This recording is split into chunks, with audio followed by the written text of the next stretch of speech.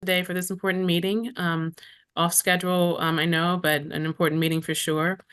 Want to move into approval of the agenda. Are there any corrections or additions to the agenda? Nope. All right, hearing none, the agenda is adopted. All right, well, we can move quickly into the chair's report. Because of the nature of this meeting, I don't have a specific chair's report. But I will be providing some updates later in the second part of the open meeting about trustee roles and committee assignments and call for a vote for a new appointment. But for now, again, I just want to say how grateful I am for each one of you to participate in this special meeting. It really makes a difference when we can kind of organize and get together quickly for important votes of this nature. So with that, I am going to we are going to close this meeting, about to close this meeting to the public in accordance with the procedures found in the General Provisions Article 3-305B of the Maryland Code.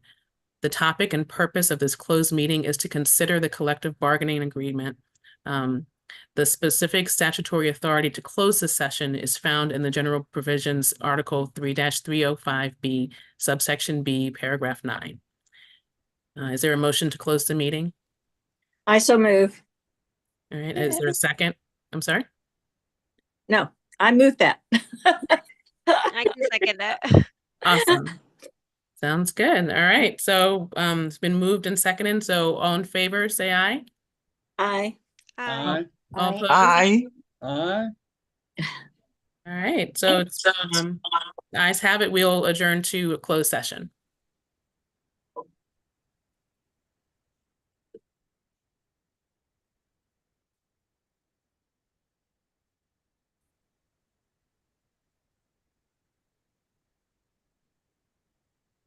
I think we're at, I think we're all closed out now. So yeah. Okay. Are Good. we? Is this, I'm sorry? Is it streaming? Mine might be delayed. Hi. So, I made a breakout room, so you guys can join that. I'll Oh, keep join the this- breakout room. Yep. So Joey, we need to join the breakout room. Yes. So it should be up as an option for you guys. For me, it was on the bottom right-hand side of my screen. Yeah, I don't see it. Should be along the bottom row. Should be. I can assign you guys if you need help. So That would be helpful, Joey. Can you do that? let me.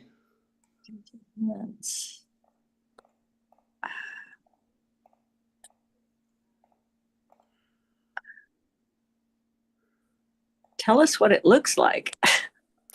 It looks different on my end, so Oh, it's okay. a little bit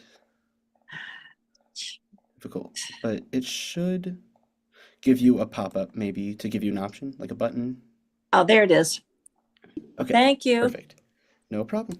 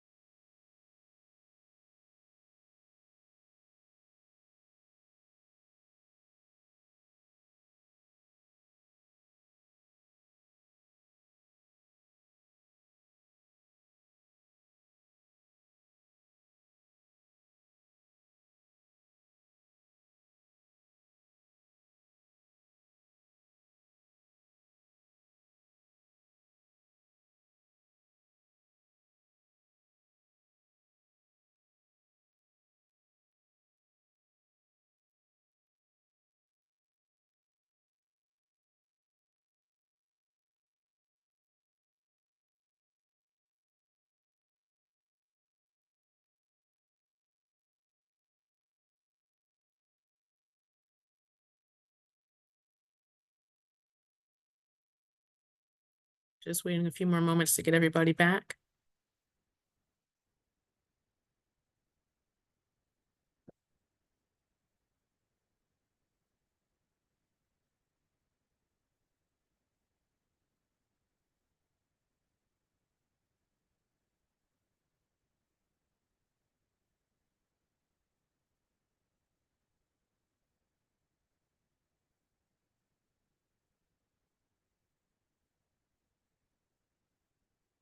Okay, just waiting to see if Skip is back with us. I don't see him yet. Skip is waiting for everyone to move back it. into the general meeting. Got He's it. making sure everybody's okay. That's great. Thank you, Laura.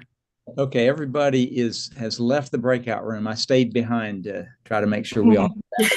I appreciate that. We need someone to kind of move us along here. I appreciate that for sure. All right. So do I need to say anything special to get us back to open session, or are we already good to go? I think you just report on Great. that we're coming back into open session and report on the outcome of the closed session. All right, so I am happy to report that in the closed meeting, the trustees unanimously approved the collective bargaining agreements for the non-supervisory and supervisory employment units of the union. So we are at a place now that we've done that vote, that now the staff vote will take place next week for all staff to be able to participate in voting for the agreements as well. So again, thank you all for your leadership. Thank you all for your participation. I know there was a lot to go through and in terms of just understanding the provisions, but I thank you for your leadership and your participation. So with that, I will move forward toward new business. I'll turn it over to Skip to give us the briefing on the Malcolm X Memorial. Okay.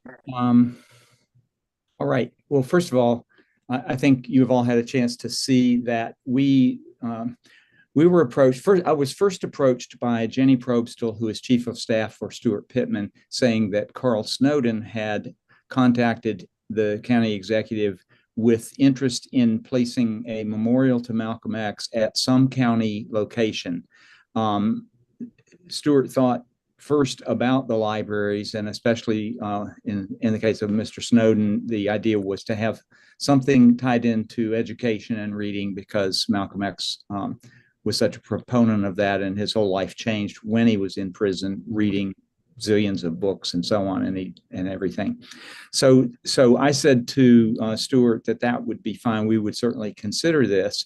At the time when I first sent this out to the board, I had not remembered that we have the public art policy, which really is what we needed to be using. Rudy reminded me of that right away, and it spells out right in that policy that that it's to be used for acquiring art and for acquiring memorials. So with that in mind, I have let Mr. Snowden know that that's the process. There's a form on the website under our policies section where it says public art policy. I've asked him to complete the form, and once he does that and submits the form, we will create an art advisory committee. The committee, I'm the one who selects the committee. There's several specific not individual people, but sort of categories of people. So one trustee, and I want to thank Noah Comet for agreeing to be that trustee, serving on this committee. I'm either to lead or designate someone, and I've asked Cedric, and he's agreed. Cedric Grant, our CFO, will also be kind of administering this whole process of the art committee once we receive the proposal. Now, I do want to open this for discussion, but since we had discussion of this online, I double checked with Jay Creech, and under the Open Meetings Act, he suggested that I read the comments that were made by first Tim, and then Noah, and then Laura. So I'm going to read those comments into the record, and this is, of course, a public meeting being streamed, and it's been being recorded. So let me read those, and then we can open up for Q&A, and I can ask my executive team if there's anything I'm leaving out in terms of background. So to start with, Tim responded, I think this is a good idea. I don't feel strongly about a location, but also lean toward placing it at the new Glen Burnie Library. Not to complicate things, but could there be an opportunity to show support with the commitment to carry some Malcolm X biographies or collections of his speeches? Currently, I see only his autobiography available, and it isn't at Bush Annapolis Library. Looking forward to discussing it further. Noah also weighed in, and Noah, partly on the basis of your very thoughtful comments, Demita and I thought you'd be a really good person to bring to this committee. So thank you for that. So here's what Noah said before I realized I needed to kind of rein this in so the discussion can actually happen when we're at the meeting. Noah said, on a personal level, I support this. Anything we do to advocate for the history and cause of civil rights is by definition good. That said, as an albeit very secular Jew, I am mindful of the recent fracas surrounding that film screening of the encampments. For what it's worth, I did not agree with the protests against the screening, but I'd urge us to move deliberately and cautiously when it comes to Malcolm X. If the Annapolis Jewish community is already sounding alarms about AACPL, then this memorial could turn up the volume. As I'm guessing everyone knows, Malcolm X was for a time associated with the Nation of Islam, an organization that has espoused very dangerous anti-Semitic views. Although he eventually broke with that group and tempered some of his language, his legacy regarding anti-Semitism remains controversial. There's been a lot written about this, much of it just a Google search away for anyone wishing to learn more. This isn't to take a side against what I think would be a very important and appropriate memorial, but I do think it would be wise to engage the Jewish community somehow if a plan comes together. Perhaps the memorial could include just half a sentence acknowledging that as he came into the fullness of his power, Malcolm X turned away from divisive and anti-Semitic rhetoric and focused more on unifying communities or something like that.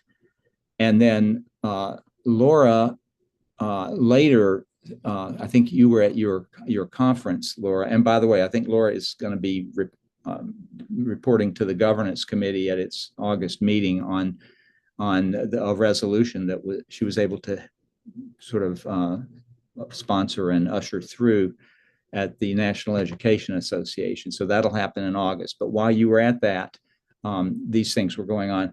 What you said is, hello all, I have no problems with Malcolm X at all, especially since we share the home state of Michigan. Is it shared why Malcolm X is the subject of the statue? Just to note that I think maybe I mentioned in my initial email the idea of potentially a statue, but what they're proposing is not exactly a statue. But Laura continues, there are at least 3 Marylanders that may be good candidates, Harriet Tubman being one of them. Is there an African-American historical hero from Anne Arundel County? One of my favorite people from history is Ida B. Wells. It's my hope that this can be discussed. So just to clarify that point before we open it up for a full discussion here, the way this came about was not for us to try to find an appropriate African-American person to sort of memorialize at one of our libraries. It came up because not just Mr. Snowden, but his group, the Martin Luther King Jr. Committee, which is responsible for establishing the statue of Martin Luther King at the community college. It's responsible for the memorial to the foot soldiers of the Civil Rights Movement, which is at People's Park across from the Arundel Center. And it's also responsible most recently for this Perrin Mitchell Memorial at the Pip Moyer Center. It's the style of the Foot Soldiers Memorial and the Perrin Mitchell Memorial that is what is being proposed by Mr. Snowden and that group.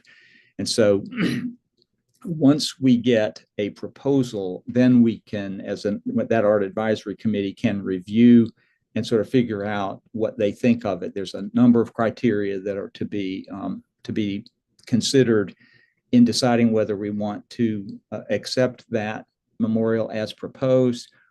It also, the policy provides for us to have a continuing discussion with the person providing the memorial. And just another piece of this is that Mr. Snowden and his group are planning to raise $100,000 in order to provide this and get it installed and so on. What if the Art Advisory Committee and the group come to an agreement on, yes, we would like this, then it goes to a technical review committee. And I urge you all to read carefully the public art policy, because the technical review committee, it's made up of I think it's 5 specific categories or positions. It includes our chief technology officer, so Rudy. It includes our facilities director, which is Maribel. It includes our maintenance supervisor, which is Mark Freeman. And it includes our primary contact with the Department of Public Works, which is Emma Pfefferkorn. Now, Emma's been the person we've worked with so closely on the Glen Burnie Library project. There's one other person, I can't remember off the top of my head. County risk manager. Say that again. County risk manager. Oh, okay. Us. Thank you. Thank you. So that basically is the group that helps us figure out if it's practical, reasonable, if it can be incorporated, if it can be done, if there's going to be massive maintenance costs, all of that kind of thing. So with that, Demita, I think I'll just leave it there and open it up for anybody else who has questions and further comments about this. Any thoughts on it? Knowing that both Cedric and Noah are going to be part of this group. If we get a proposal, we have to actually get that proposal. So, And I think that's the big thing. That's the key area here. If we get the proposal, I Yeah. think we were kind of initially moving forward, thinking that we would be able to maybe make a decision today. But again, we don't have a proposal in front of us. So, but still, if we have questions, discussion, I'd like to open the floor.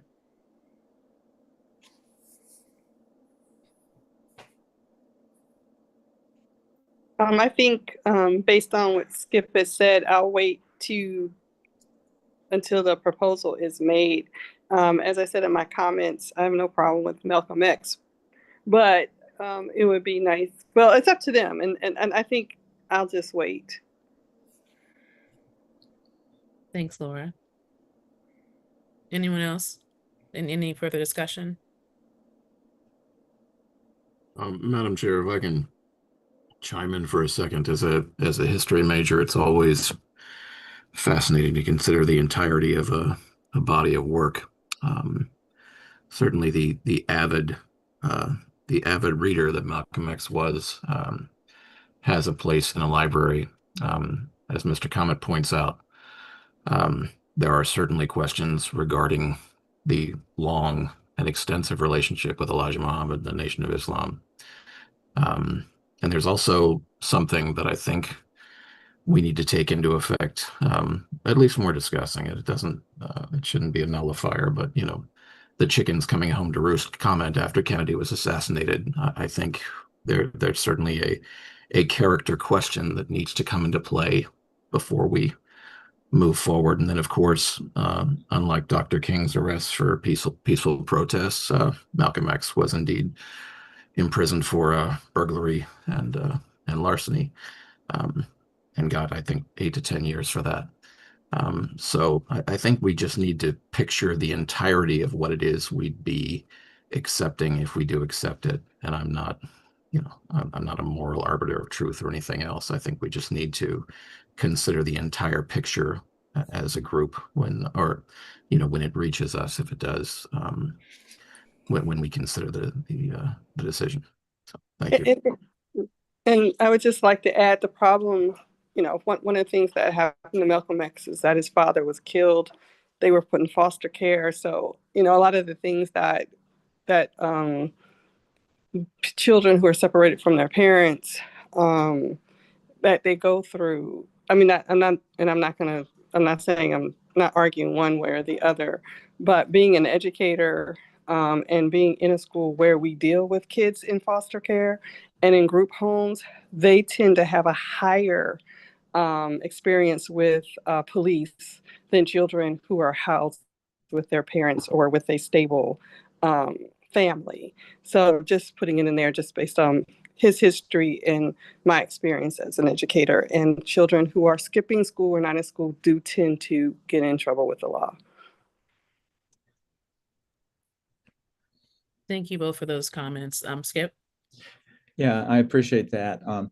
I've read the autobiography of Malcolm X, and I guess when I read it, I didn't realize that it was sort of co-authored with Alex Haley, which is just interesting in itself. But I read it, I think, while I was in college, so a lot of years ago. We had a little bit of a discussion in our executive team, and one of the ways that I think of Malcolm X in conjunction with Martin Luther King is to look back at the early 20th century, and you had W.E.B. Du Bois and Booker T. Washington. Now, these are four vastly different people, but if you think back to Du Bois and Washington, you have someone who was kind of a go along to get along kind of person in the case of Washington, and you had a person who was, just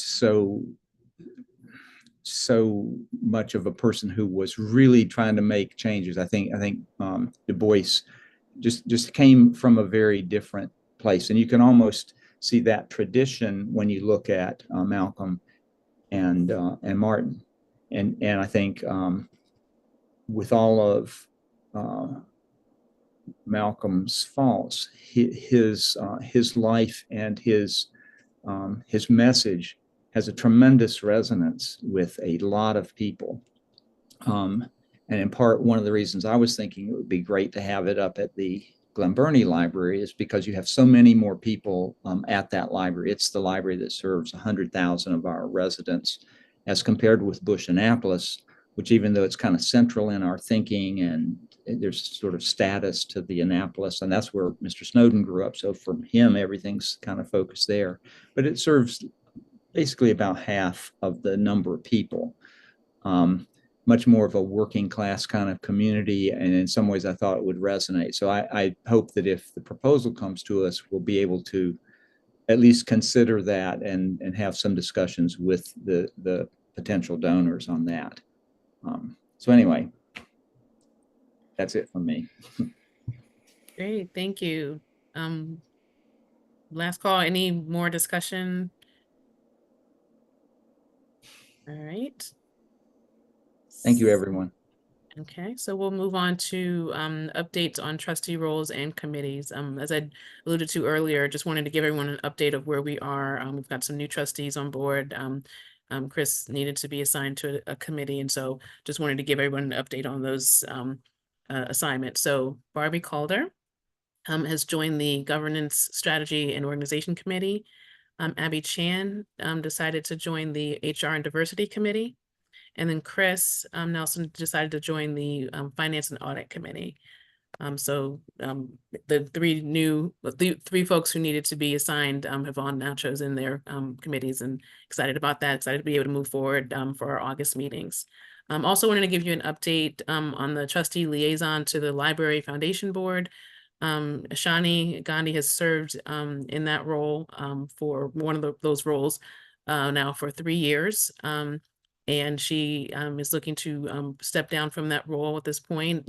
Wonderful representative of the trustee board on the foundation board. And so thank you so much, Ashani, for your service. Tim Lemke has decided to take on the role of trustee liaison moving forward, along with Noah. So they'll both be our representatives on that board. And so looking forward to working with both of you in those capacities. Also just noting that because Tim now has become the treasurer and head of the Finance and Audit Committee, along now with taking on this new role of the trustee liaison to the foundation board, he has agreed to step down in the role of the Adopt a Library representative.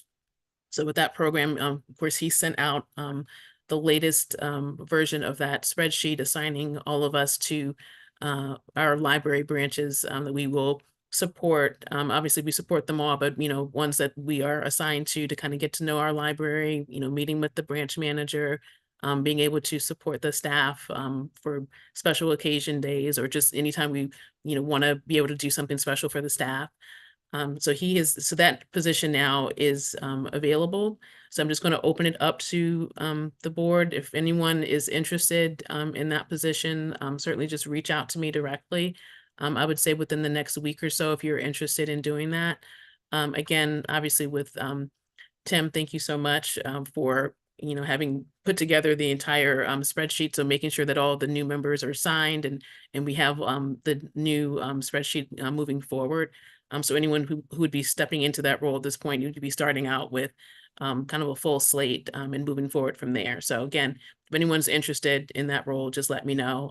If not, after about a week or so, I will just reach out to someone to see if anyone's interested, in direct capacity. And then the last item here that I wanted to actually have go to a vote. So we've got the appointment of Chris Nelson as past chair to serve as a non-voting member of the executive committee. This is actually stated in our bylaws that as chair, that I can appoint a past chair to serve on the executive committee as a non-voting ex officio member with approval of the full board. So I've already talked with Chris about this. He's already agreed to serve in that capacity. And certainly from my standpoint, as a new chair and having Chris's experience here on the board, having been immediate past chair, having been in that position for 3 years and having just extensive library experience, as well as executive leadership experience, I felt like he would be an invaluable member of the executive committee for discussions that we may have. I will, as the chair, move that we appoint Chris as the past chair to serve in that non-voting member role on the executive committee. Oh, thank you. All right. Any discussion?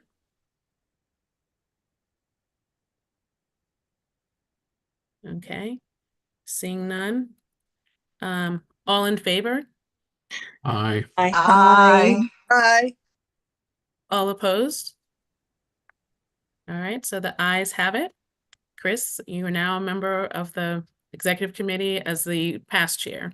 Thank you so much. Yes, sir, we have come to the end of today's agenda. Again, I just want to thank you all for joining us for this special meeting. I think we got a lot done. We were able to make some, really important decisions related to the collective bargaining agreement. So I'm grateful for that. I do want to just end in reminding everyone about our summer social that is taking place on Sunday, August 17th from 3 to 5. Lonnie has graciously agreed to host that for us. So right after this meeting, I'm actually going to resend the invitation. Thank you to those who've already RSVP'd. But if you are able to, before I think you said the 15th, Lonnie, if you're able to, before the 15th of August, go ahead and RSVP just to let us know who's, able to attend.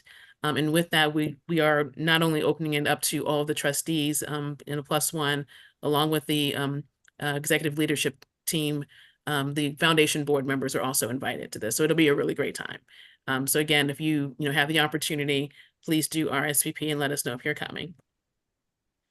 All right, and with that, is there a motion to adjourn the meeting? I so moved. I think we got a motion in a second. All right. All in favor? Aye. Aye. Any opposed? All right. Sounds like we're going. We're good. Thank you all again for joining us for this meeting. Thanks, everybody. Take care, everyone. Thank you. Bye. Bye. Bye-bye. See you, Jerry. Bye. Thank you, Donna, and thank you,